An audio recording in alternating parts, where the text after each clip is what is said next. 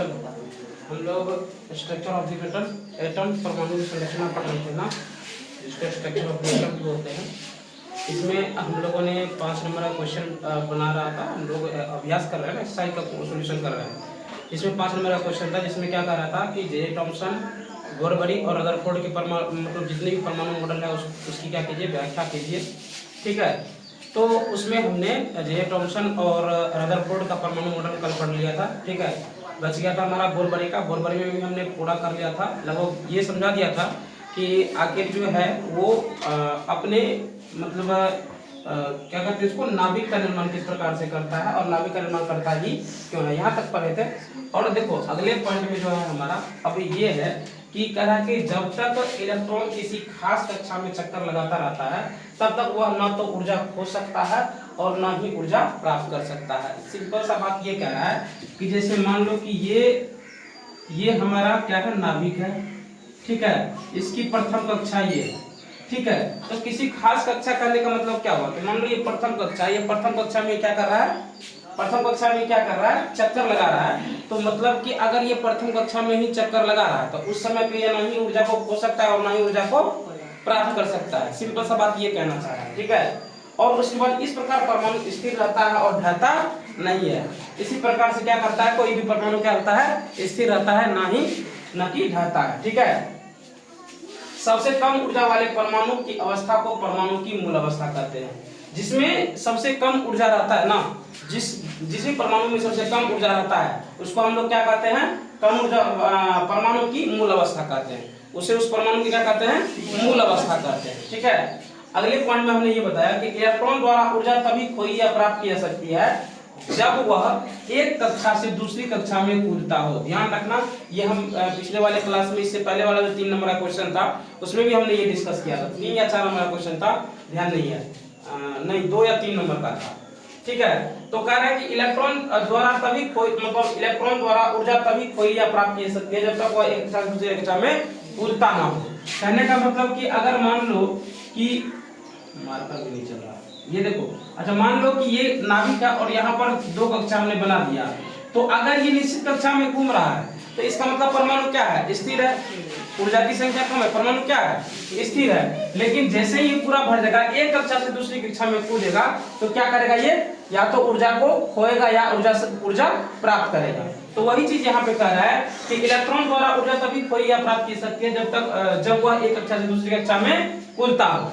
जब ऊर्जा इलेक्ट्रॉन पर पड़ती है तो वह इस ऊर्जा को अवशोषित करता है। जब भी ऊर्जा इलेक्ट्रॉन पर पड़ती है तो क्या करती है, वो ऊर्जा को अवशोषित कर लेती है। ठीक है, और किसी बाहरी सेल में कूद जाता है और तब क्या होता है, जैसे ही ऊर्जा अवशोषित किया तो वो क्या करेगा, बाहरी सेल में कूद जाएगा। कूदेगा कि नहीं कूदेगा।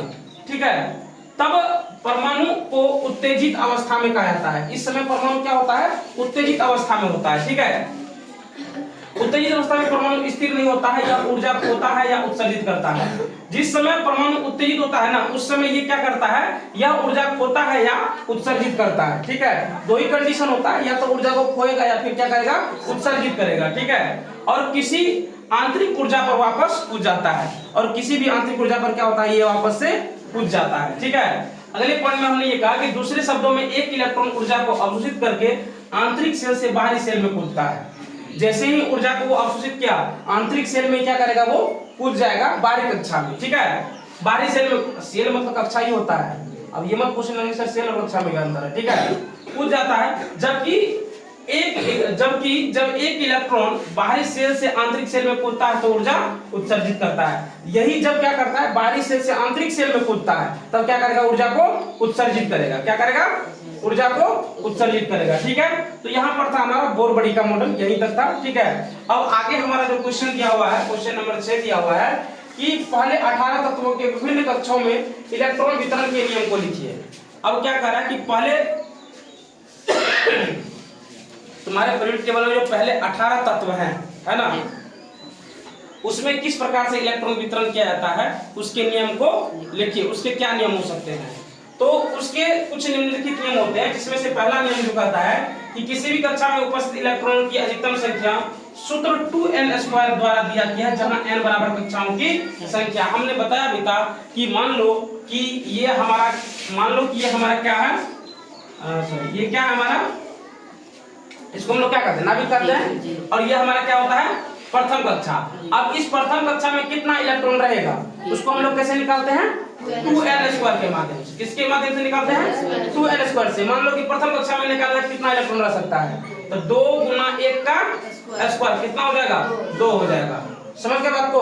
अगर दूसरे कक्षा में निकालना है क्या करेंगे, 2n², 2 गुना 2 का स्क्वायर बराबर कितना हो जाएगा, 8 हो जाएगा, है ना। तीसरे कक्षा में निकालने के लिए क्या करेंगे, 2 × 3 का स्क्वायर यानी कि 18। मतलब कि इस प्रकार से क्या हो जाएगा, हम लोगों को पता चल जाएगा कि किस कक्षा में कितना इलेक्ट्रॉन अधिकतम रह सकता है ना। दूसरा नियम ये कहता है कि सबसे बाहरी कोश में इलेक्ट्रॉन की अधिकतम संख्या 8 है। जब भी हम कक्षा बनाएंगे तो उसमें सबसे बाहरी कक्षा में जो अधिकतम इलेक्ट्रॉन रख सकते हैं वो कितना रख सकते हैं, 8 रख सकते हैं, क्योंकि 8 रखने पर ही क्या होता है, वो अपने अष्टक को प्राप्त कर लेता है। क्या करता है, अपने अष्टक को प्राप्त कर लेता है, ठीक है। और तीसरा कंडीशन है इसका कि किसी परमाणु में इलेक्ट्रॉन तब तक नया कोष ग्रहण नहीं करता जब तक कि सभी आंतरिक कोष भर ना जाए।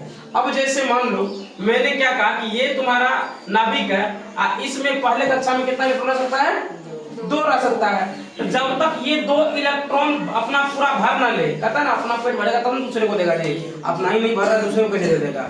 तो इसका यही है, जब तक ये दोनों इलेक्ट्रॉन इसके पास नहीं आ जाएगा तब तक ये तीसरी कक्षा का निर्माण करेगा ही नहीं, ठीक है। और तीसरे कक्षा का निर्माण करेगा नहीं तो फिर तीसरे कक्षा में इलेक्ट्रॉन जाएगा किस प्रकार से, सिंपल सी बात है ना।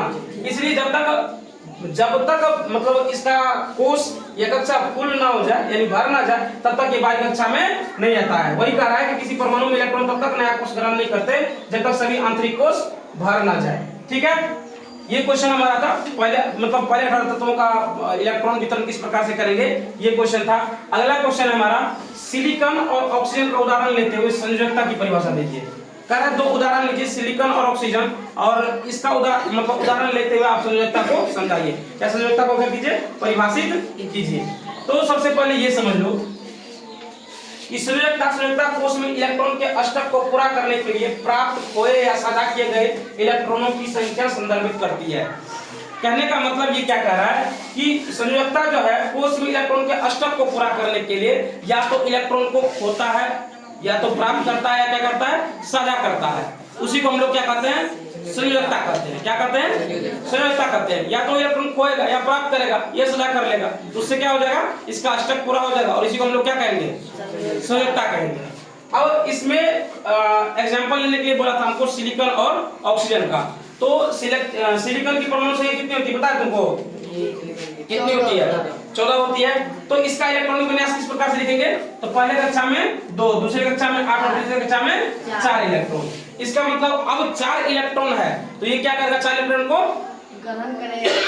ग्रहण करेगा और अपना अष्टक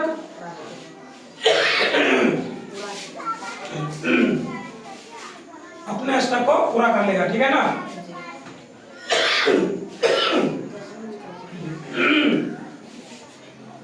इस प्रकार अष्टक को पूरा करने के लिए क्या करते हैं, 4 इलेक्ट्रॉन का अन्य परमाणु के साथ साझा किया जाता है और इसलिए इसकी संयोजकता 4 है, ठीक है।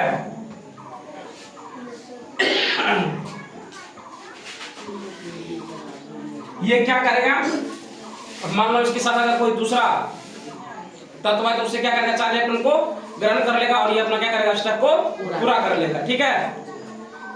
अगला हमने ऑक्सीजन का एग्जांपल लिया था। ऑक्सीजन में क्या, ऑक्सीजन का मतलब परमाणु संख्या कितना होता है, 8 होता है।